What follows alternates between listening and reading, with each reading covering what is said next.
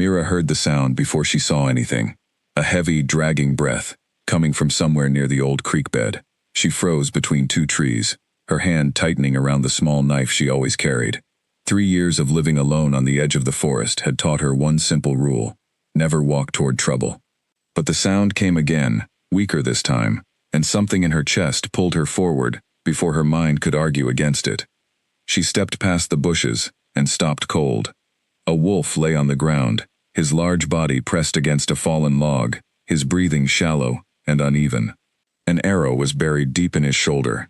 The shaft snapped in half, as if he had tried to pull it out himself and failed. Dark fur was matted around the wound. His eyes were closed, but his chest still moved, rising and falling in short, painful bursts. Mira's first instinct was to turn around and walk away. She was an exiled Omega. She had no pack, no protection, and no reason to risk her safety for a stranger. If anyone from a pack found her helping an injured wolf who did not belong to her territory, it could bring trouble she could not afford.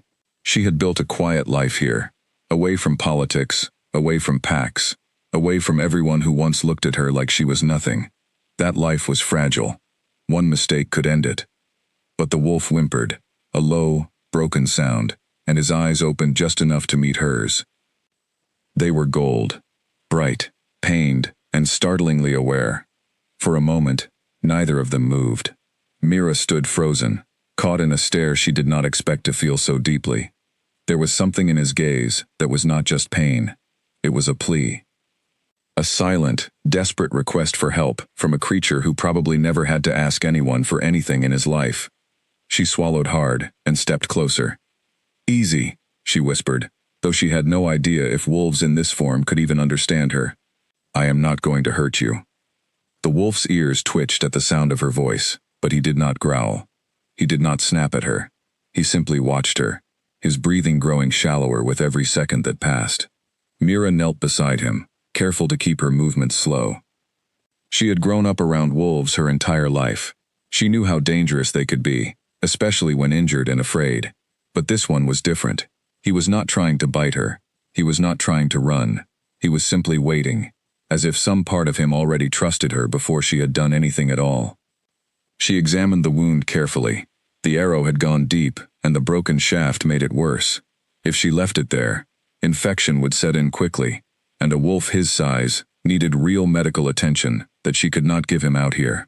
She had some knowledge of herbs and basic wound care, enough to survive her years alone, but nothing close to what this injury required. Still, doing nothing meant he would likely die before morning.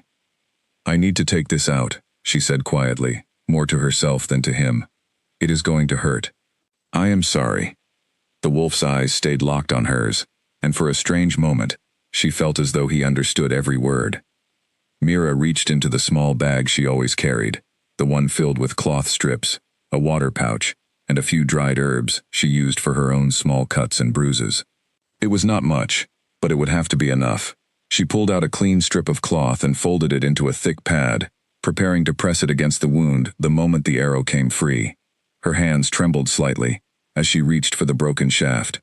She had never done anything like this before.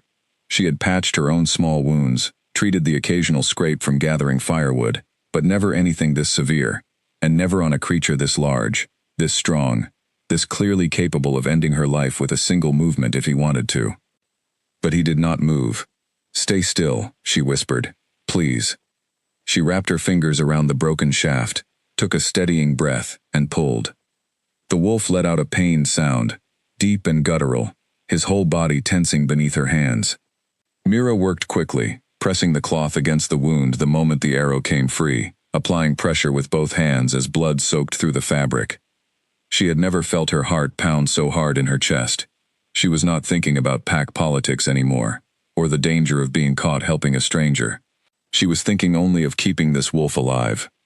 "You are okay," she said, her voice steady, despite the panic rising inside her.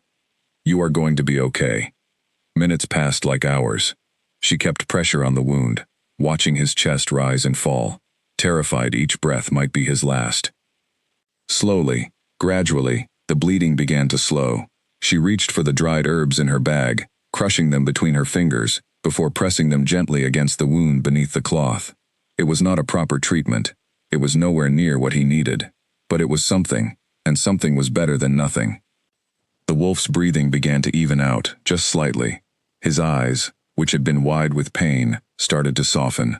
He was still watching her, and in his gaze, Mira saw something she had not expected to see in the eyes of an injured, frightened animal: gratitude. She sat back slightly, exhaling a breath she did not realize she had been holding. "There," she said softly. "That should help, for now." The wolf's eyes drifted closed, his body finally relaxing against the log. For a terrifying second, Mira thought he had died right there in front of her. But then she saw his chest rise again, slow and steady, and relief flooded through her so quickly it nearly brought her to tears. She stayed beside him, as the sky above the trees shifted from deep blue to a soft shade of gray, the first hints of morning creeping over the horizon. She should have left by now. She should have returned to her cabin, resumed her quiet, careful life, and pretended she had never seen this wolf at all. That would have been the smart thing to do, the safe thing. But she could not bring herself to leave him alone out here, injured and vulnerable, when anyone or anything could stumble upon him before he had the strength to defend himself. As she studied him more closely in the growing light, she noticed the fletching on the broken arrow shaft still lying beside him. The colors were unmistakable, a deep black with a streak of red along the feathers. She had seen that mark before, years ago, back when she still had a pack, back when she still mattered to people who now pretended she did not exist. Blackthorn. Her stomach twisted. The Blackthorn pack was known throughout the region, not for kindness or fair leadership, but for ruthlessness. They did not simply defend their territory, they expanded it, forcefully, and anyone who stood in their way tended to disappear. If this wolf had been marked by a Blackthorn arrow, it meant he had crossed someone powerful, someone dangerous, someone who did not miss on accident. Mira looked down at the wolf, his breathing steady now, his form still and peaceful in a way that felt almost fragile. Whoever he was, whatever he had done to earn an arrow from the most feared pack in the region, she had just tied her fate to his, the moment she pulled that arrow free. She should have been afraid. Every instinct she had built over 3 years of careful, quiet survival told her to run, to disappear back into her small life, and never speak of this night again. But sitting there in the pale morning light, watching a stranger breathe because of what her hands had done, she felt something else entirely. Something she had not felt in a very long time. She felt useful, she felt seen, and more than anything, she felt certain that walking away now was no longer an option. The wolf shifted slightly in his sleep, a low sound escaping his throat, not one of pain this time, but something softer. Mira reached out, hesitating only a moment before resting her hand gently against his fur, feeling the steady rhythm of his heartbeat beneath her palm.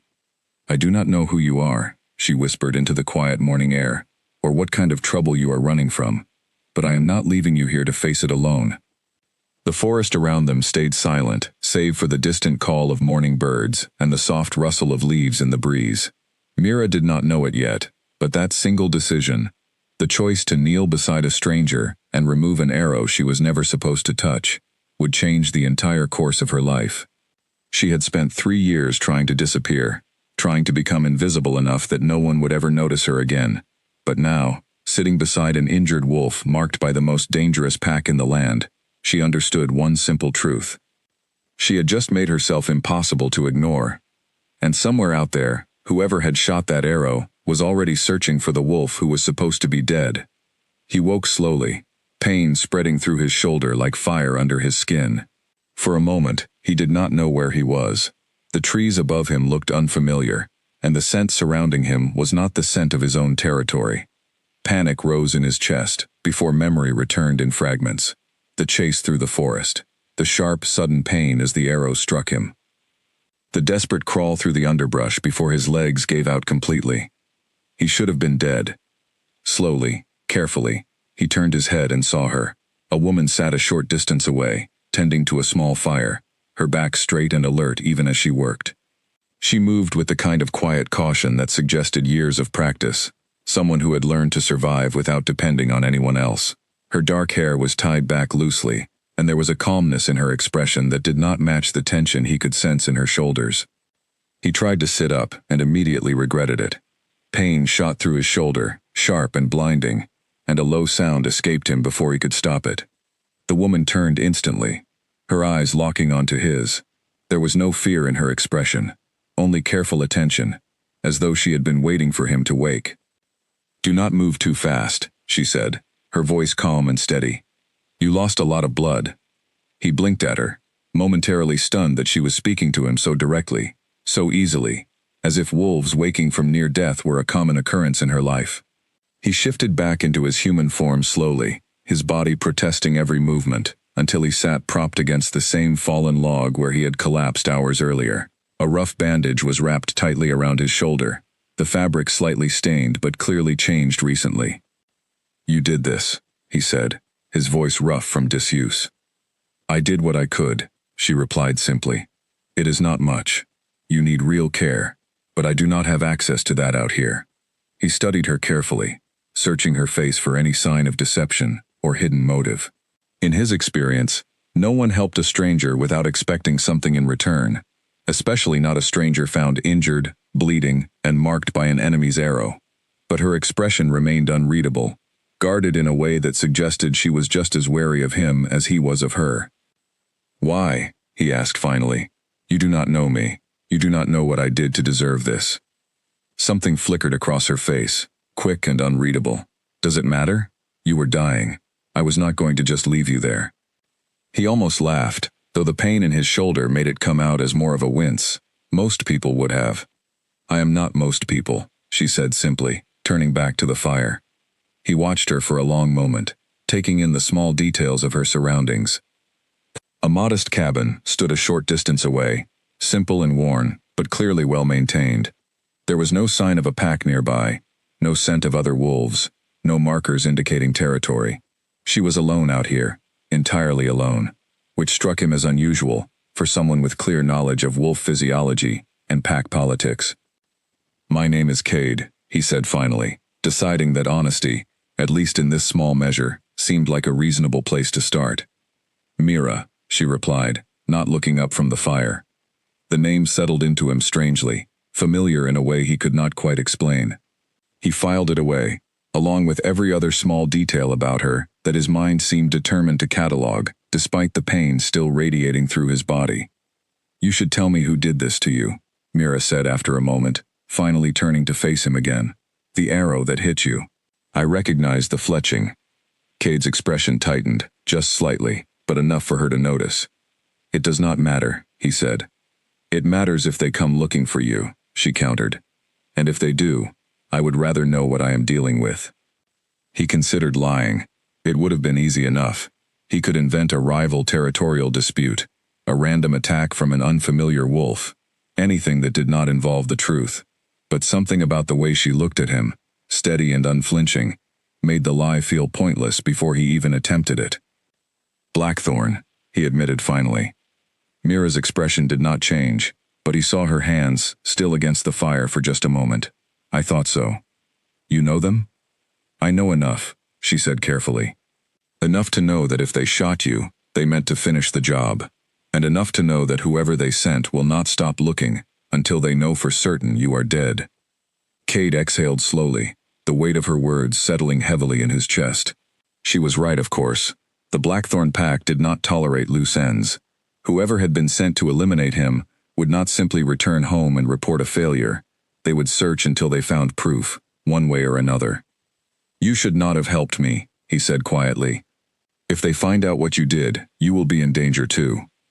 "I am already used to danger," Mira replied, though something in her voice suggested there was more history behind those words than she was willing to share. They sat in silence for a while, the fire crackling softly between them. Cade studied her from across the flames, trying to piece together the puzzle she presented. An Omega, judging by her scent, though there was no pack mark on her, no indication of loyalty or protection from any territory.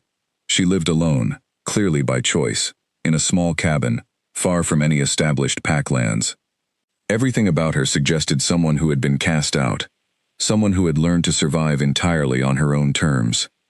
"You are exiled," he said finally, not quite a question. Her shoulders tensed almost imperceptibly. "Yes." "From which pack?" "It does not matter." she said, echoing his earlier response with a faint, humorless smile. Not anymore. He did not push further, recognizing the same guarded tone in her voice that he had used moments earlier. Whatever her history was, it clearly ran deep, and he understood well enough that some wounds did not need to be reopened for a stranger's curiosity. Over the following hours, Mira changed his bandages twice, applying more of the crushed herbs from her small collection, monitoring his condition with quiet, careful attention. Cade found himself watching her more than he probably should have, noting the steady confidence in her movements despite the clear exhaustion in her eyes. She had not slept, he realized. She had spent the entire night watching over him, ensuring he did not slip away in the darkness. "You should rest," he said eventually, guilt creeping into his voice.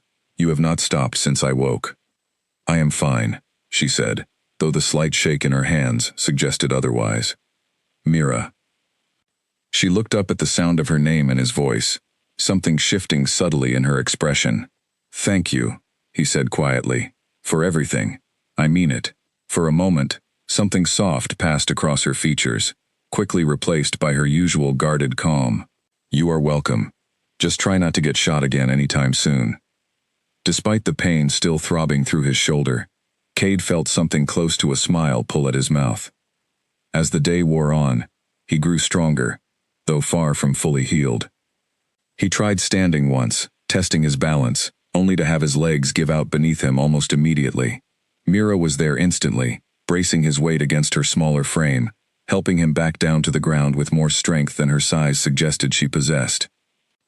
"You need at least a few more days before you attempt that again," she said, slightly breathless from the effort. "I cannot stay here," Cade said, frustration edging into his voice. "If Blackthorn finds me, they will find you too. I will not let that happen."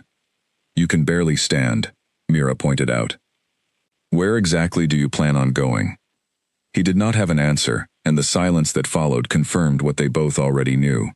He was not going anywhere, not for several more days at the very least, and every hour he remained in her small cabin was another hour of risk for both of them. "Then we need a plan," he said finally. "Something better than waiting for them to find us." Mira studied him for a long moment, something calculating shifting behind her eyes. "Agreed. But first, you need to actually heal. You are no good to anyone dead." Despite the tension of their situation, something about her blunt honesty pulled another faint smile from him. There was a steadiness to her, an unshakable calm that felt entirely foreign compared to the constant political maneuvering he had grown used to within his own world. He found himself, despite every warning instinct telling him to stay guarded, slowly beginning to trust her. As night fell again, Mira built up the fire and settled a short distance away from where he rested, close enough to monitor his condition, far enough to maintain the careful distance she seemed determined to keep. Cade watched the flickering light dance across her face, questions circling endlessly through his mind. Who was she, truly? What had led to her exile? And why, despite every reasonable instinct warning him against it, did some quiet part of him feel more at ease in her presence than he had felt in years? He did not have answers, not yet. But as sleep finally began pulling him under, one thought remained clear and unshaken. Whatever happened next, whatever danger followed him to her doorstep, he was determined to make certain no harm came to the woman who had saved his life, without asking for anything in return. Somewhere beyond the tree line, unseen and unheard, a pair of eyes watched the faint glow of the fire from a careful distance, patient and calculating, already sending word back to those who awaited news of a mission not yet confirmed complete. 3 days passed, and Cade's strength returned faster than either of them expected. His wolf nature accelerated the healing process, though the wound still ached whenever he moved too quickly. Mira had grown used to the rhythm of caring for him, checking his bandages each morning, preparing simple meals from what she gathered nearby, and watching the tree line with careful, practiced eyes for any sign of movement that did not belong. It was on the 4th evening that everything shifted. Cade sat near the small fire outside her cabin, finally strong enough to hold himself upright without support. Mira moved past him toward the woodpile, her arms full of gathered branches, when she stumbled slightly over an exposed root. Cade reacted instantly, reaching out to steady her before she could fall, his hand closing firmly around her wrist. The moment his skin touched hers, something happened that neither of them expected. A warmth spread through Mira's entire body, sudden and overwhelming, starting from where his fingers gripped her wrist, and radiating outward until it seemed to settle deep in her chest. Her breath caught, and for a moment, the world around her seemed to fade into stillness, leaving only the two of them standing there, connected by something she could not name.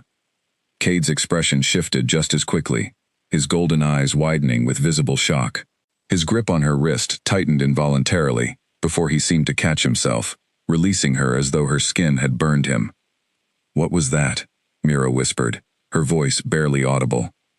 Cade stared at her, his chest rising and falling rapidly, his expression caught somewhere between disbelief and something far more vulnerable. "You felt it too." It was not a question. Mira took a step back, her mind racing to process what had just happened.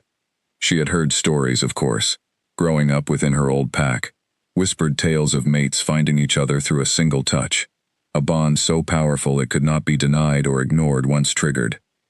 She had always assumed those stories were exaggerated, romanticized versions of something far more mundane, but the warmth still pulsing through her body told a very different story.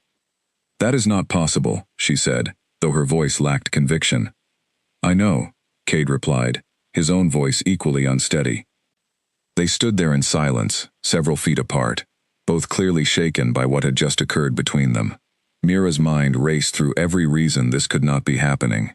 She was exiled, powerless, someone with no pack, no protection, no standing within any wolf community. Whatever Cade truly was, whoever he truly represented, a bond with someone like her would only complicate his life in ways she could not begin to understand. "This changes things," Cade said finally, running a hand through his hair, his expression troubled. "This changes everything." "It does not have to change anything," Mira said quickly, though even as she spoke the words, she felt the hollow weight of them. "We can simply ignore it, pretend it did not happen." Cade looked at her, something almost pained crossing his features. "Can you honestly say, that is what you want?" Mira opened her mouth to respond, but no words came. The truth was, she did not know what she wanted, not anymore. 3 years of careful isolation had taught her to want nothing beyond simple survival, to expect nothing beyond the next day's meal and the next night's safety. She had trained herself out of hoping for anything more, because hope, in her experience, only ever led to greater loss.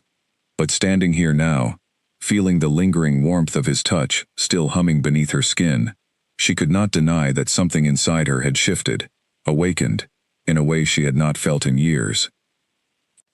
"I do not even know who you truly are," she said finally, deflecting the question entirely. "You have avoided every question about your pack, your family, everything about your life before I found you bleeding in the forest." Cade's expression grew guarded, and for a long moment, she thought he might avoid the question yet again. But then he exhaled slowly, his shoulders sagging slightly, as though finally releasing a burden he had carried since the moment he woke in her care. "My full name is Cade Ellery," he said quietly. "I am the son of the Blackthorn Alpha." Mira felt the ground shift beneath her, though she remained perfectly still. "The pack that shot you." "Yes. Your own family did this to you." Cade's jaw tightened, pain flickering across his features that had nothing to do with his physical wound. "Not my father directly, but someone within my pack, someone close enough to arrange it without suspicion. I do not know who yet, but I intend to find out. Why would anyone within your own pack want you dead?" "Because I stand between certain people and the position of power they want for themselves," he said, bitterness creeping into his voice. "My father has grown old. His hold on leadership is weakening. There are those within Blackthorn who believe removing me clears their path to control the pack entirely." Mira absorbed this information slowly, pieces falling into place. This was no simple territorial dispute, no random attack from a rival pack.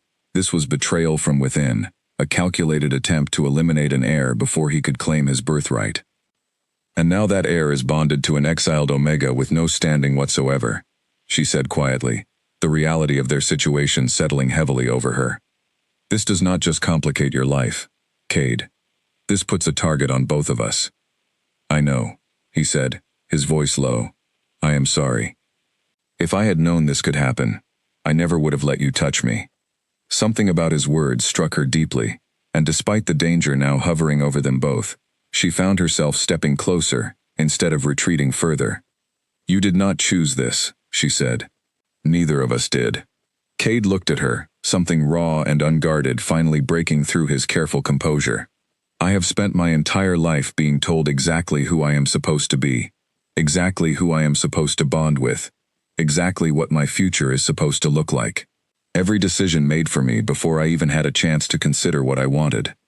He paused, his gaze searching hers with quiet intensity. "But this," he continued, "this was not decided for me. This happened despite everything I was taught to expect. And somehow, that makes it feel more real than anything else in my life ever has." Mira's heart pounded steadily in her chest, overwhelmed by the weight of his words. She had spent 3 years convincing herself that connection, belonging, and trust were luxuries she could no longer afford. But standing here now, faced with a bond neither of them sought yet neither of them could deny, she felt something long buried begin to stir back to life. "This is dangerous," she said softly. "For both of us." "I know," Cade replied, "but I am done running from things simply because they are dangerous." They stood there for a long moment, the fire crackling softly beside them, the forest quiet and still around their small clearing. Mira did not know what the coming days would bring, did not know how they would navigate a bond neither of them fully understood, against enemies who had already tried once to end Cade's life. But for the first time in 3 long years, she did not feel entirely alone in facing whatever came next. "We need a plan," she said finally, echoing the words he had spoken days earlier. "If Blackthorn discovers you are alive, and now discovers this bond, they will not simply come after you. They will come after you too," Cade finished grimly. "So we cannot wait for them to find us," Mira said, determination hardening her voice. "We need to be ready." Cade nodded slowly, something resolute settling into his expression. "Then we prepare. Whatever it takes." As the fire burned lower and the night deepened around them, neither of them noticed the faint rustle of movement far beyond the tree line, nor the quiet, careful retreat of footsteps, belonging to someone who had seen and heard far more than either of them realized. The message would reach Blackthorn territory by morning, and when it did, everything would change. Inside the great hall of Blackthorn territory, a woman named Celine stood before the pack's inner council, her expression carefully composed, despite the fury simmering beneath the surface. She had arranged Cade's elimination with meticulous precision, ensuring nothing could be traced back to her involvement, and yet, standing here now, holding a report she had not expected to receive, everything she had worked toward suddenly felt as fragile as smoke. "He is alive," she said, her voice tight with barely controlled anger. Someone helped him. Beside her stood Garrick, her closest ally within the pack, and the very wolf she had sent to finish what the arrow had failed to complete. His expression remained impassive, though something calculating flickered behind his eyes. "An exiled Omega," Garrick confirmed, "living alone near the northern border. My scout confirmed, the bond has already formed between them." Celine's fingers curled tightly around the edge of the table before her. A mate bond changed everything. It meant Cade was no longer simply an obstacle standing between her and the leadership she believed she deserved. It meant he now had someone by his side, someone who would fight to protect him, someone whose death might weaken him just as effectively as his own. "Then we adjust our approach," Celine said finally, her voice regaining its cold composure. "If the Omega dies, his grief will make him vulnerable, and if he tries to protect her, he exposes himself in the process." Garrick studied her carefully. "The Alpha still believes his son died from injuries sustained during a routine border patrol. If word spreads that Cade survived, and that someone within this pack orchestrated his elimination, the consequences will be severe. Then we ensure word does not spread," Celine said sharply. "This ends quietly, the way it should have ended the first time." She turned toward the window, staring out over the sprawling Blackthorn territory below, land she had spent years quietly maneuvering to control. She had watched her own family pushed aside decades earlier, when the current Alpha's bloodline claimed leadership. She had spent her entire life building influence, forming alliances, waiting patiently for the moment when the aging Alpha's control would finally weaken enough for her to strike. Cade's survival threatened everything. "Gather a small team," she instructed. Discreet, loyal only to us. We move within the week. Garrick nodded once, though something in his expression suggested lingering hesitation. And if the Alpha discovers our involvement before then? Celine's eyes hardened. He will not. Not until it is far too late to matter. Miles away, unaware of the storm gathering against them, Mira moved through the quiet routine of her days with Cade, the tension of their situation, ever present beneath the surface of their growing closeness. Cade's strength continued returning steadily, his wound healing faster than expected, thanks to the natural resilience of his wolf physiology. But with his returning strength came a new kind of restlessness, a growing awareness that their time hiding away in her small cabin was quickly running out. We cannot stay here forever, Cade said one morning, watching Mira prepare a simple breakfast over the fire. Eventually, they will find this place. I know, Mira replied, though the thought of leaving the only home she had built for herself in 3 years brought an unexpected ache to her chest. But where would we even go? Cade considered the question carefully. There are allies within Blackthorn territory. Wolves loyal to my father rather than to whoever orchestrated my elimination. If I can reach them, gather proof of the betrayal, we might be able to expose whoever is responsible before they can strike again. That sounds extremely dangerous, Mira pointed out. It is, Cade admitted, but staying here, waiting for them to find us, is just as dangerous. At least this way, we control when and how we face them. Mira considered his words carefully, weighing the risks against the alternative of simply waiting for danger to arrive on their doorstep. 3 years of careful, cautious survival had taught her the value of preparation, of never leaving her fate entirely in the hands of circumstance.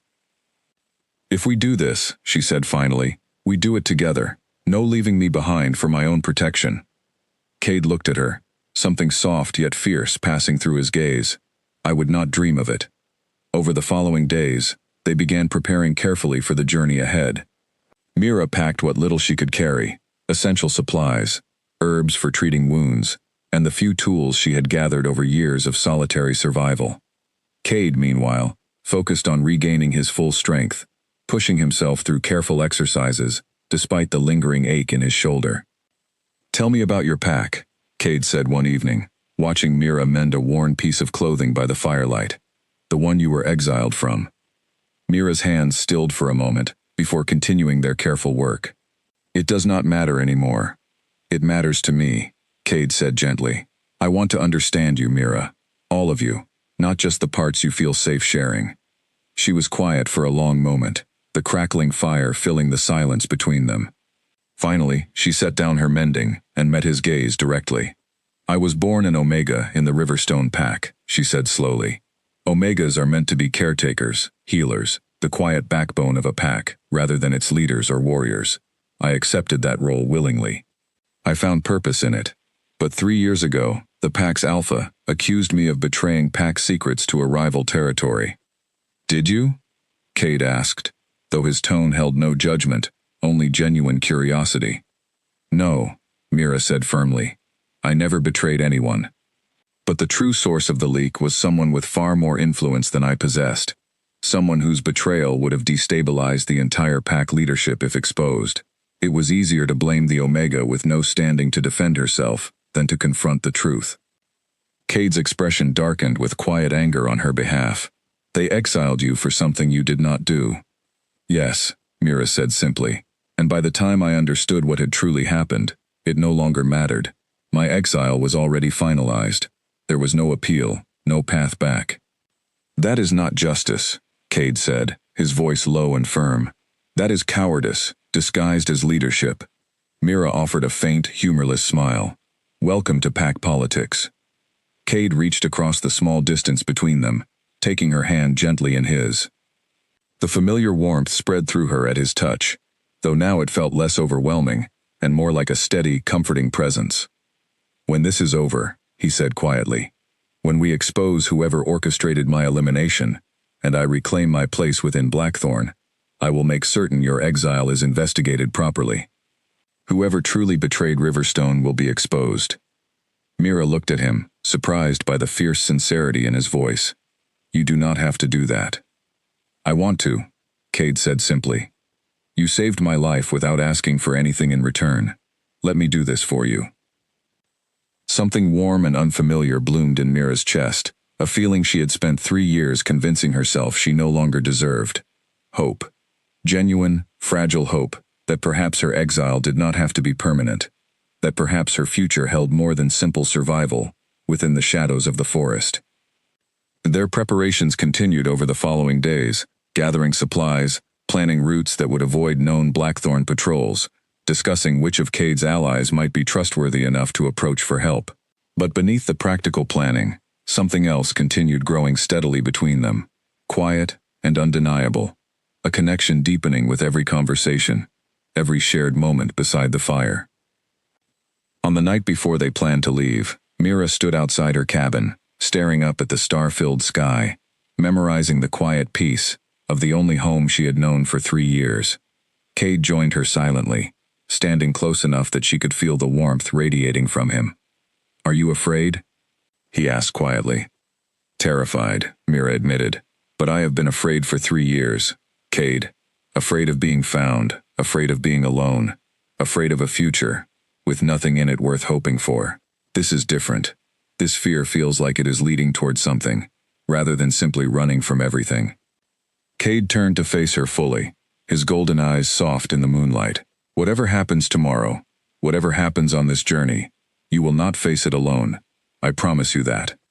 Mira looked up at him, the weight of his promise settling deeply into her chest. She did not know what dangers awaited them on the road ahead, did not know whether Cade's allies within Blackthorn would prove trustworthy, did not know whether they would succeed in exposing the betrayal that had nearly cost him his life. But standing here beside him, beneath a sky full of stars, she felt something she had not allowed herself to feel in 3 long years. She felt ready. Somewhere far beyond the quiet clearing surrounding her cabin, Celine's carefully chosen team had already begun moving through the forest, tracking the faint trail left behind by careless footprints and the lingering scent of a wolf who was never supposed to survive.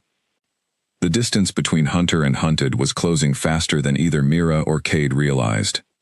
The forest felt different at dawn, sharper somehow, every sound carrying farther than it should. Mira walked beside Cade along a narrow trail she had never taken before, her senses alert, her small pack of supplies secured tightly against her back. Cade moved carefully despite his healing shoulder, his eyes scanning the tree line constantly, alert for any sign of movement that did not belong. They had traveled for 2 days already, staying off the main paths, avoiding anything resembling established territory markers. Cade led them toward a small settlement near the eastern edge of Blackthorn lands, home to a wolf named Elena, a longtime friend of his mother, and someone he trusted implicitly despite the years that had passed since he last saw her. "How much farther?" Mira asked quietly, her breath visible in the cool morning air. "Not far," Cade replied. "By nightfall, if we keep this pace." They continued in silence for a while, the tension of their journey settling comfortably into a rhythm neither of them questioned. Mira found herself watching Cade more than she probably should have, noting the careful way he moved, still favoring his injured shoulder slightly, still healing, despite his determination to push forward without complaint. It was late afternoon when everything changed. A sharp snap echoed through the trees behind them, unmistakably the sound of a branch breaking beneath careless footing. Cade froze instantly, his entire body going rigid with alertness, his eyes narrowing toward the source of the sound. "Down," he whispered urgently, pulling Mira behind a large cluster of boulders, just as an arrow whistled past the space where she had been standing moments earlier. Mira's heart pounded violently as she pressed herself against the cold stone, adrenaline flooding through her system. Cade crouched beside her, his expression hardening into something fierce and protective, every trace of the gentle warmth she had grown used to, replaced by sharp, focused readiness. "How many?" she whispered. "I count 3, Cade replied quietly, his eyes tracking movement through gaps in the boulders. "Maybe more." Mira reached for the small knife she always carried, her hands steady despite the fear coursing through her veins. She had trained herself over 3 years of isolation to remain calm under pressure, to think clearly, even when danger pressed close, and she called upon every ounce of that training now. "We cannot outrun them," Cade said grimly, "not with my shoulder still healing." "Then we do not run," Mira said, her voice firm, despite her racing heart. "We find another way." Cade glanced at her, something like admiration flickering briefly across his features, despite the danger surrounding them. "Any suggestions?" Mira's eyes scanned their surroundings quickly, taking in the layout of the boulders, the dense tree line beyond, the narrow creek running along the eastern edge of their position. An idea began forming rapidly in her mind, one that carried significant risk, but offered their best chance at escape. "The creek," she said quietly. "If we can reach it, the water will mask our scent. It leads toward the settlement you mentioned. If we can put enough distance between us and them, we might lose them entirely." Cade nodded slowly, already calculating the distance between their position and the creek's edge. "It is exposed ground between here and there." "I know," Mira said, "but staying here means they eventually surround us completely." Another arrow struck the boulder beside them, closer this time, confirming their attackers were closing the distance steadily. Cade's jaw tightened with resolve. "On my signal," he said, "we run for the creek. Do not stop, no matter what happens." Mira nodded, gripping her knife tightly, every muscle in her body coiled with readiness.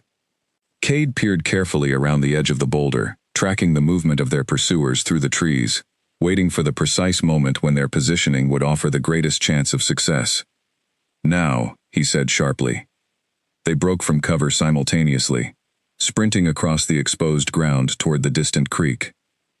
Mira's legs burned with effort, her breath coming in sharp, ragged bursts as she pushed herself faster than she had run in years. Behind them, shouts erupted from their pursuers, followed by the sound of rapid footsteps crashing through the underbrush in pursuit. An arrow whistled past dangerously close to Mira's shoulder, embedding itself in a tree just ahead of her. She did not slow down, did not look back, focusing entirely on reaching the water's edge before their pursuers closed the remaining distance. Cade ran beside her, positioning himself slightly behind to shield her from the worst of the incoming danger, despite his own healing wound protesting violently against the exertion. They reached the creek's edge together, and without hesitation, plunged into the cold, rushing water. The current pulled at them immediately, strong and unforgiving, but Mira fought against it, swimming with determined strokes toward the opposite bank. Cade stayed close beside her, his stronger frame cutting through the water more easily despite his injury, his eyes constantly scanning for any sign of their pursuers along the shoreline. They emerged on the far bank soaking wet and breathless, immediately pushing forward into the dense tree line beyond, putting as much distance as possible between themselves and the creek before their pursuers could locate a way across. They ran until their legs could no longer sustain the pace, finally collapsing against a large fallen tree deep within unfamiliar territory, both gasping for breath, soaked and exhausted but alive. "Are you hurt?" Cade asked between labored breaths, his eyes scanning Mira's frame for any sign of injury. "I am fine," she managed, though her entire body trembled from the exertion and lingering adrenaline. "Are you?" Cade winced slightly, pressing a hand against his shoulder. "The swim did not help my wound, but I will manage." Mira moved closer, gently pulling his hand aside to examine the injury, despite her own exhaustion. The wound had reopened slightly during their escape, fresh blood mixing with the creek water still soaking his clothing. She reached for the small supply pack still secured against her back, relieved to find her herbs and cloth bandages had survived the crossing intact. "This needs to be cleaned properly," she said, already working to redress the wound with careful, practiced movements. "We cannot risk infection out here." Cade watched her work in silence, something deeply grateful and equally fierce passing behind his gaze. "You saved my life again." "We saved each other," Mira corrected quietly, tying off the fresh bandage securely. "That is how this works now."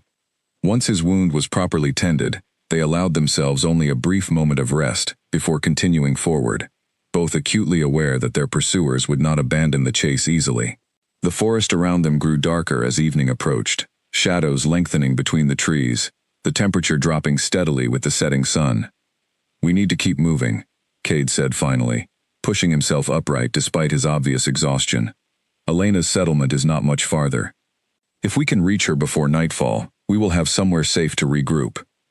Mira nodded, gathering her strength for the final push, and together they continued through the darkening forest, alert for any sign that their pursuers had managed to cross the creek and pick up their trail once again.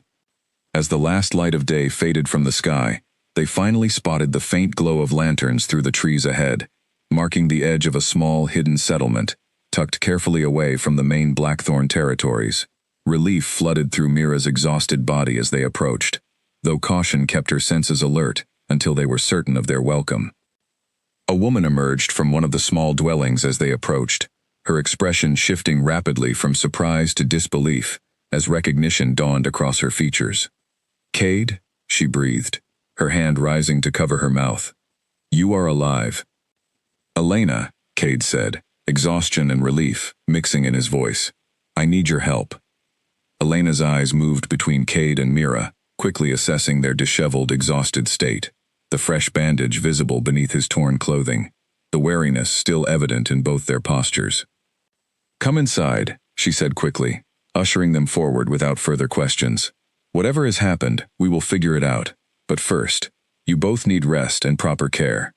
As they followed Elena into the warmth of her small home, Mira felt the tension in her shoulders finally begin to ease, if only slightly. They had survived the first direct confrontation with their pursuers, had found temporary safety within Elena's hidden settlement. But she understood, with quiet certainty, that this was far from over. Somewhere behind them, Celine's team would already be regrouping, adjusting their strategy, preparing for their next attempt. And Mira understood, with growing resolve, that the coming days would demand far more from both of them than simple survival. They would need to fight. Elena's home was small but warm, filled with the comforting scent of dried herbs and burning firewood. She moved quickly once Cade and Mira settled inside, gathering clean clothing, fresh water, and proper medical supplies far beyond what Mira had carried during their journey. As she worked to properly clean and redress Cade's wound, she listened intently to the story he carefully laid out, his voice steady, despite the exhaustion still evident in his posture. "Celine," Elena repeated once he finished, her expression darkening with quiet fury. "I always sensed something calculating about her, but I never imagined she would go this far. She has convinced Garrick, and likely others within the inner council to support her," Cade said grimly. "If we cannot expose her involvement before she strengthens her position further, she may successfully claim leadership once my father's health continues declining." Elena's hands stilled for a moment, her expression thoughtful. "There may be a way to expose her, but it will not be easy. Your father still holds enough influence to demand a formal investigation, but only if presented with undeniable proof of her involvement." "What kind of proof?"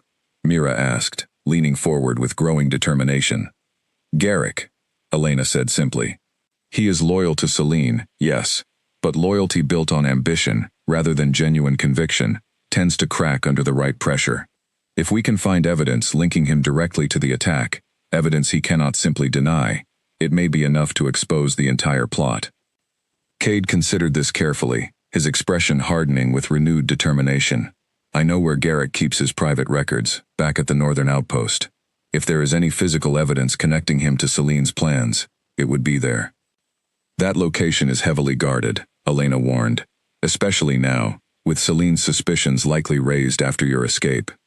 "I am aware of the risk," Cade said, "but it is the only clear path toward exposing the truth." Mira glanced between them, her mind already working through the practical challenges such a mission would present. If the outpost is heavily guarded, we cannot simply walk in directly. We need a distraction, something significant enough to draw attention away from the records while we search. Elena's eyes shifted toward Mira with renewed interest. "You have experience with this kind of planning?" 3 years of surviving alone teaches you to think carefully before acting," Mira replied simply. Over the following hours, they worked together to construct a careful plan, mapping out the layout of the northern outpost based on Cade's detailed knowledge, identifying potential entry points, discussing timing that would offer the greatest chance of success, while minimizing unnecessary risk. Elena offered to reach out quietly to other trusted allies within Blackthorn territory, wolves who remained loyal to the current alpha and might be willing to assist once presented with proof of Celine's betrayal. "This will take time to organize properly," Elena cautioned. "Rushing this could expose us all before we are ready." "We do not have unlimited time," Cade said. "Celine will not simply wait for us to gather evidence at our leisure." "No," Elena agreed. but acting recklessly will only strengthen her position if we fail. We move carefully, but we move quickly. Over the following days, their plans slowly came together. Elena reached out discreetly to several allies she trusted completely.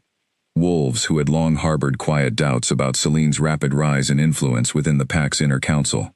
Cade shared everything he remembered about the northern outpost's layout and security patterns, drawing careful diagrams that Mira studied intently, memorizing every potential path and obstacle. On the fourth night since their arrival at Elena's settlement, they finally prepared to move. "Are you certain about this?" Cade asked Mira quietly, as they gathered their supplies in the darkness before dawn. "This is not your fight. You could remain here safely while we handle this." "It became my fight the moment I removed that arrow," Mira said firmly. "I am not stepping back now." Cade studied her for a long moment, something fierce and grateful passing through his expression, before he nodded once, accepting her resolve without further argument. They departed before sunrise, moving carefully through unfamiliar terrain toward the northern outpost, accompanied by two of Elena's trusted allies, who knew the surrounding territory intimately. The journey took the better part of the day, tension building steadily as they drew closer to Blackthorn's more heavily guarded lands. As dusk settled over the landscape, they finally reached a concealed position overlooking the northern outpost, a sturdy structure surrounded by careful patrols and clear sight lines that would make any direct approach immediately obvious. "The records room is on the eastern side," Cade whispered, pointing toward a smaller structure connected to the main building. "Garrick keeps it locked, but I know another way inside, through an old maintenance passage, rarely used since I was young." "And the distraction?" Mira asked quietly. One of Elena's allies, a quiet, capable wolf named Nolan, nodded firmly. "We create a disturbance along the western perimeter. It should draw enough guards away from the eastern side to give you a clear path." The plan set into motion carefully, each person moving into position with practiced precision. Mira and Cade waited in tense silence, watching as Nolan and his companion moved toward their designated positions along the western edge of the outpost. Minutes later, a controlled fire ignited near the western perimeter, immediately drawing shouts and rapid movement from the guards stationed throughout the outpost. Just as planned, the majority of patrols redirected their attention toward containing the sudden disturbance, leaving the eastern side significantly less guarded. "Now," Cade whispered, and together they moved swiftly through the shadows, toward the maintenance passage he remembered from his youth. The passage was narrow and dusty, clearly unused for a considerable time, but it led them directly into the outpost's interior without alerting any remaining guards. Cade navigated the dark corridors with quiet confidence, memory guiding him toward Garrick's private records room, despite the years that had passed since he last walked these halls. They reached the locked door quickly, and Mira knelt before it, retrieving a small set of tools from her supply pack, carefully working the lock with practiced patience born from years of solitary survival. The lock clicked open softly, and they slipped inside, immediately beginning a careful, methodical search through the room's contents. Cade moved toward a locked cabinet along the far wall, while Mira searched through a desk cluttered with various documents and correspondence. "Here," Cade said quietly, after several tense minutes, holding up a sealed letter bearing Celine's personal insignia. "This confirms direct correspondence between them, regarding my elimination." Mira continued searching, uncovering additional documents that further solidified the evidence against both Celine and Garrick. Detailed records of payments made to the wolf who had fired the original arrow, careful notes outlining their plans to seize control once Cade's death had been confirmed. "This is more than enough," Mira said, carefully gathering the incriminating documents together. "This will expose everything." Just as they prepared to leave, the sound of approaching footsteps echoed from the corridor outside, growing steadily closer. Cade's expression tensed immediately, motioning for Mira to remain silent as he moved toward the door, listening carefully. "Someone is coming," he whispered urgently. "We need to move now." They gathered the remaining evidence quickly, tucking it securely within Mira's supply pack before slipping back into the narrow maintenance passage just as the footsteps reached the records room door. They moved swiftly and silently through the darkness, retracing their path back toward the outpost's exterior, hearts pounding with the tension of their narrow escape. They emerged into the cool night air, just as the controlled distraction along the western perimeter began settling. guards slowly returning to their regular patrol routes, unaware of what had just been taken from directly beneath their watch. Nolan and his companion met them at their agreed rendezvous point, relief evident on both their expressions as Cade and Mira arrived safely with the evidence secured. "We got everything we need," Cade confirmed, exhaustion and triumph mixing in his voice. This proved Celine and Garrick's involvement beyond any reasonable doubt. "Then we move quickly," Nolan said, "before Celine realizes what has happened."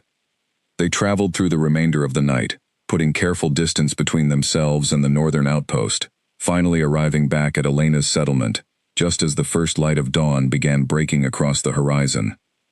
Elena greeted them with visible relief, immediately reviewing the evidence they had gathered, with careful, thorough attention. "This is exactly what we need," she confirmed, her expression hardening with quiet determination. "I will arrange a meeting with your father immediately. With this evidence, he will have no choice but to launch a full investigation." Cade nodded, exhaustion finally catching up with him, as the adrenaline of their successful mission began fading. Mira sat beside him, equally drained, but carrying a quiet sense of accomplishment she had not felt in years. "We did it," she said softly.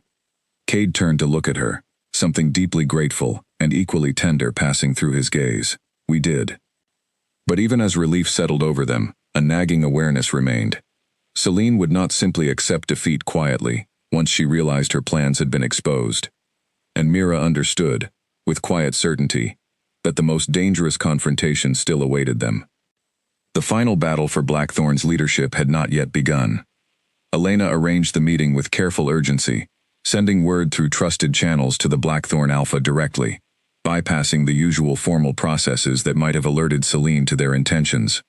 Within 2 days, a private audience was secured, and Cade, accompanied by Mira and Elena, made the careful journey toward the main Blackthorn stronghold, evidence secured safely within their possession.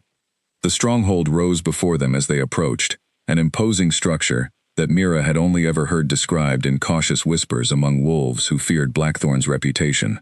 Cade moved forward with quiet determination, despite the visible tension in his shoulders, clearly aware of the risk involved in returning to the very territory where his own family had unknowingly harbored his would-be assassins. They were led through the stronghold's corridors by a guard loyal to Elena's network, finally arriving at a private chamber where the Blackthorn Alpha awaited, his expression shifting rapidly from confusion to overwhelming disbelief as his son stepped through the doorway.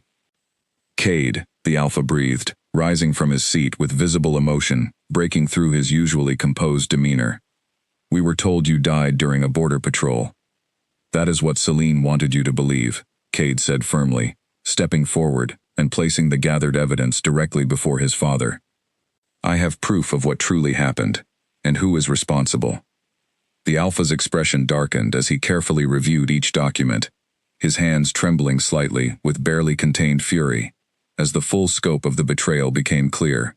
Celine's correspondence, detailed records of payment, careful notes outlining her plans to seize control once Cade's death had been confirmed.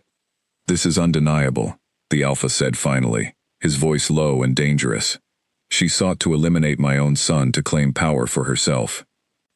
"Along with Garrick's assistance," Cade confirmed, "though there may be others within the inner council involved as well." The Alpha's gaze shifted toward Mira, studying her carefully for the first time since their arrival. "And this is the Omega who saved your life?" "Yes," Cade said, something protective entering his voice immediately. "Mira, without her, I would not be standing here today." The Alpha's expression softened slightly as he regarded her. "Then Blackthorn owes you a debt that will not be forgotten." Before further conversation could continue, the sound of raised voices echoed from the corridor outside, growing steadily closer. The chamber door burst open moments later, revealing Celine flanked by several loyal guards, her expression shifting rapidly from confident authority to visible shock as she registered Cade's presence within the room. "This is impossible," she breathed, though her composure quickly hardened into something colder, more calculating. "You should be dead." "Disappointed?" Cade asked, his voice steady, despite the tension radiating through the chamber. Celine's eyes darted toward the evidence spread across the table, understanding dawning quickly across her features. Her expression shifted once more, calculating, searching for any remaining path forward despite the clear collapse of her carefully constructed plans. "Whatever you believe you have discovered," she said carefully, "surely there is a more reasonable explanation than the conclusions you have jumped toward." "There is no reasonable explanation for arranging my son's death," the Alpha said, his voice carrying the full weight of his authority and fury. "The evidence is undeniable, Celine. Your involvement, and Garrick's, is confirmed beyond any doubt." Celine's expression flickered, desperation briefly breaking through her carefully maintained composure. For a moment, Mira thought she might attempt something reckless, might try to fight her way free of the consequences, now closing steadily around her. But then, just as quickly, her expression settled into something resigned, calculating, even in apparent defeat. "You have grown weak," Celine said finally, addressing the Alpha directly, bitterness lacing her every word. "This pack deserves stronger leadership than what your bloodline continues to offer." "That is not your decision to make," the Alpha replied firmly. "Guards, take her into custody, along with Garrick and anyone else confirmed to be involved in this conspiracy. A formal council will determine appropriate consequences." Celine's expression hardened with quiet fury as guards moved to secure her, though she offered no further resistance, understanding clearly that any attempt at escape would only worsen her situation. As she was led from the chamber, her eyes locked briefly with Cade's, something venomous and unrepentant passing between them, before she disappeared beyond the doorway. The tension within the chamber slowly eased once Celine's presence had been removed, though the weight of everything that had transpired continued hanging heavily in the air. The Alpha turned back toward Cade, his expression softening once again, with genuine relief and gratitude. "You have done what many would have considered impossible," he said quietly, "exposing a betrayal from within our own inner council, while recovering from a near-fatal injury, all while protecting someone who mattered enough to risk everything for." "I could not have done it alone," Cade said honestly, glancing toward Mira with unmistakable warmth. "None of this would have been possible without her." The Alpha studied Mira once more, something thoughtful passing behind his aged eyes. "You are exiled, I understand, from Riverstone Pack." Mira tensed slightly, uncertain how this information had reached him, though she supposed Elena or Cade must have shared the details during their earlier discussions. "Yes. Cade mentioned the circumstances surrounding your exile," the Alpha continued. "An injustice, from what I understand." "I never betrayed my pack," Mira said firmly, but proving that seemed impossible once the accusation had already taken hold. The Alpha nodded slowly, something decisive entering his expression. "Blackthorn maintains certain diplomatic relationships with neighboring packs, including Riverstone. If you wish, we could formally request a review of your exile, presenting whatever evidence exists to support your innocence." Mira's breath caught, hope rising unexpectedly within her chest, despite years spent carefully suppressing exactly this kind of possibility. "You would do that?" "After everything you have done for my son," the Alpha said, "it is the very least Blackthorn can offer in return." Over the following weeks, the full consequences of Celine and Garrick's betrayal unfolded steadily. A formal council confirmed their guilt beyond any doubt, resulting in their permanent removal from any position of influence within Blackthorn territory. The Alpha, meanwhile, began the slow process of rebuilding trust among the pack's inner council, carefully identifying and addressing whatever additional loyalties may have supported Celine's ambitions. True to his word, the Alpha reached out formally to Riverstone Pack, presenting the full context of Mira's exile, alongside evidence gathered through careful investigation into the true source of the original leaked information. Faced with undeniable proof and pressure from a powerful neighboring pack, Riverstone's leadership had little choice but to formally acknowledge the injustice of Mira's exile. The day her exile was officially overturned, Mira stood beside Cade within Blackthorn's great hall, surrounded by wolves who had once been strangers, but now felt increasingly like allies, if not yet quite family. The weight of 3 years of isolation, fear, and quiet survival finally began lifting from her shoulders, replaced by something she had almost forgotten how to recognize. Belonging. "You do not have to return to Riverstone," Cade said quietly, standing beside her as the formal announcement concluded. "Not unless you want to. You have a place here, with me, for as long as you wish it." Mira turned to face him fully, searching his familiar golden eyes, remembering the moment she first found him bleeding and desperate in the forest, the moment that had changed everything about the careful, isolated life she had built for herself. "I removed an arrow I was never supposed to touch," she said softly, a genuine smile finally breaking through the careful guardedness she had maintained for so long. "I think it is safe to say I am done running from things, simply because they seem impossible." Cade's answering smile was warm and unguarded, matching the steady warmth of the bond that had brought them together against every reasonable expectation. "Then stay," he said simply. "Build a life here, with me, not because fate demanded it, but because you choose it." Mira reached for his hand, feeling the familiar warmth spread through her at his touch, no longer overwhelming or unexpected, but steady and certain, like coming home to a place she never knew she was searching for. "I choose it," she said firmly. Outside the great hall, the sun broke fully over Blackthorn territory, casting warm light across land that had nearly torn itself apart through betrayal and ambition, but now stood poised for a steadier, more honest future. Mira understood, standing there beside the wolf she had saved, and who had, in turn, given her back everything she believed lost forever, that her story was no longer defined by exile or isolation. It was defined by the choice she made that night in the forest, kneeling beside a stranger, removing an arrow that changed the entire course of both their lives. And whatever challenges still lay ahead, she understood clearly now that she would never again face them alone. Months passed, and life within Blackthorn territory settled into a rhythm neither Mira nor Cade had truly expected to find.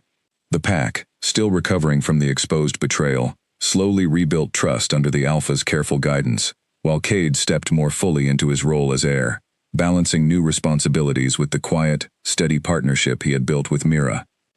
It was during the early days of autumn that a new challenge arrived unexpectedly, one that would test the strength of everything they had rebuilt. A messenger arrived from a distant northern territory, requesting urgent audience with the Blackthorn Alpha regarding a matter of shared concern. The messenger spoke of a growing threat along the northern borders, a group of rogue wolves who answered to no established pack, moving steadily southward, raiding smaller settlements, and disrupting the fragile peace that had existed between neighboring territories for generations.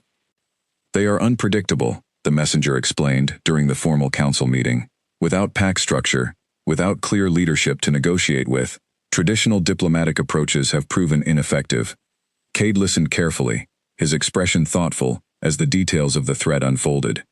Rogue wolves operating outside established pack systems were rare, but when they appeared, they often proved more dangerous than organized rivals, precisely because their lack of structure made their actions difficult to predict or negotiate against. "What do they want?" Cade asked. "Territory," the messenger replied, "and it seems, increasingly, conflict itself. Several smaller settlements near the northern border have already been forced to abandon their homes." The Alpha's expression grew troubled as he considered the implications. If this threat continues moving southward unchecked, it will eventually reach Blackthorn's own borders. Mira, seated quietly beside Cade during the council meeting, found herself thinking carefully about the situation, her mind drawing on lessons learned through her own years of solitary survival. Rogue wolves without pack structure often lacked the resources and organization of established territories, which meant their strength came primarily through unpredictability and fear, rather than genuine strategic advantage. "If I may," Mira said carefully, drawing surprised glances from several council members, unaccustomed to an Omega speaking during formal proceedings.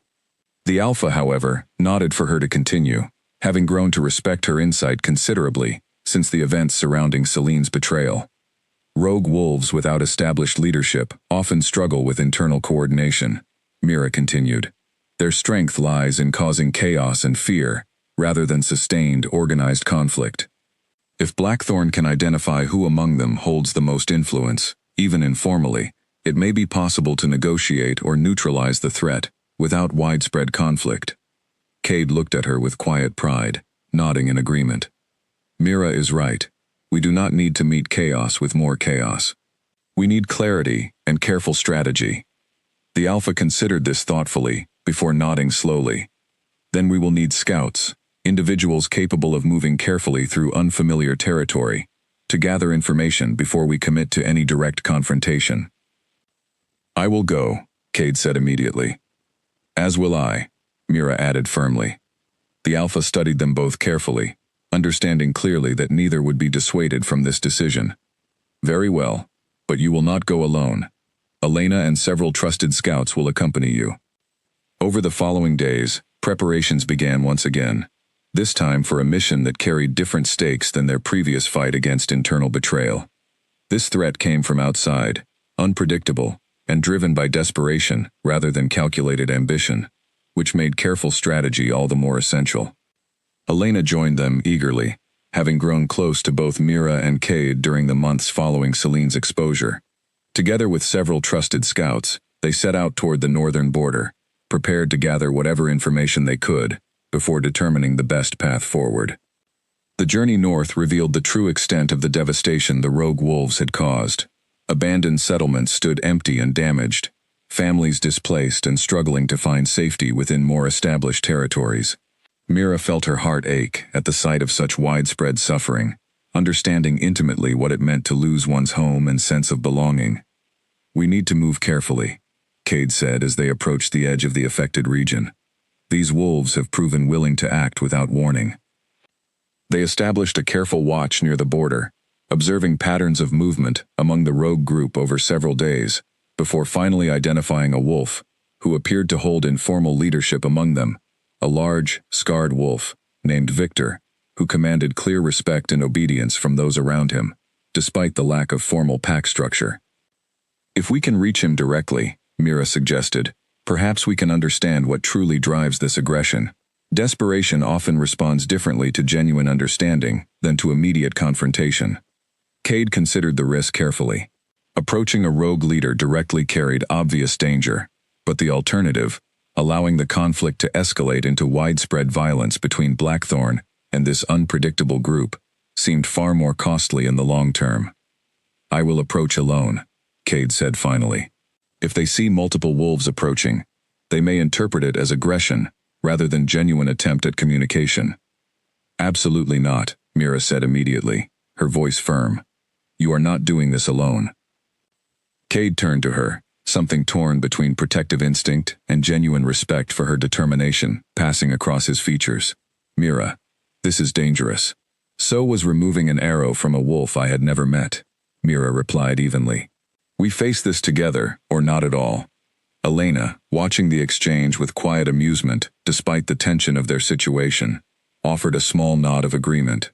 She has a point, Cade, and frankly, her instincts have proven reliable thus far. Reluctantly, Cade agreed, and together they approached the rogue encampment carefully, hands visibly empty of weapons, movements slow and deliberate to avoid appearing threatening. Victor watched their approach with sharp, wary eyes, several of his followers immediately positioning themselves defensively around him. We do not come seeking conflict, Cade said clearly, stopping a respectful distance away. We come seeking understanding. Victor studied them both carefully, suspicion evident in his weathered expression. Blackthorn does not typically concern itself with understanding rogue wolves. Typically, you simply eliminate what you consider a threat. Perhaps that has been a mistake, Mira said quietly, stepping forward slightly. We understand what it means to lose everything, to be forced into circumstances beyond your control. We are not here to judge you. We are here to understand what has driven your people toward this path. Something shifted in Victor's expression, surprise mixing with cautious curiosity. You speak as though you understand loss personally. I was exiled from my own pack for a crime I never committed, Mira said honestly. I spent 3 years surviving entirely alone, with nothing and no one to rely on. I understand desperation. I understand what it feels like when the world seems determined to push you toward conflict, simply because you have nothing left to lose. Victor was quiet for a long moment, studying her with newfound consideration. Our territory was destroyed by a rival pack seeking expansion. We lost everything. Our homes, our resources, many of our own people. We turned to raiding, not out of malice, but out of desperate necessity to survive. Then perhaps there is another path forward, Cade offered carefully. One that does not require continued conflict or further loss on either side. Over the following hours, careful negotiation began unfolding. Victor's initial wariness slowly giving way to cautious willingness to consider alternatives to continued raiding. Cade offered access to certain unclaimed lands along Blackthorn's outer borders, resources that could help Victor's displaced followers rebuild without further conflict, in exchange for a formal agreement ending the raids against smaller, vulnerable settlements. It was not a simple negotiation, and trust did not form instantly. But by the time they departed the rogue encampment several days later, a tentative agreement had been reached, one that offered genuine hope for resolution, without the widespread violence that had originally seemed inevitable. "You did that," Cade said quietly, as they made their way back toward Blackthorn territory, admiration evident in his voice.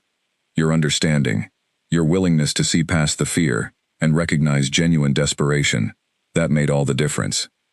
"We did that," Mira corrected gently, echoing words spoken between them many months earlier. "Together." As they finally returned to Blackthorn territory, the formal agreement with Victor's group solidifying into a genuine, lasting peace over the following weeks, Mira found herself reflecting on how far she had come since that fateful night in the forest. She had once believed her life defined entirely by exile and isolation, convinced that hope and belonging were luxuries reserved for others. But standing now within the great hall of Blackthorn, surrounded by a pack that had welcomed her fully, beside a mate who had never once wavered in his devotion despite every obstacle they faced together, she understood a deeper truth. Exile had not defined her. Survival had not defined her. Even the arrow she removed that changed the course of both their lives had not truly defined her.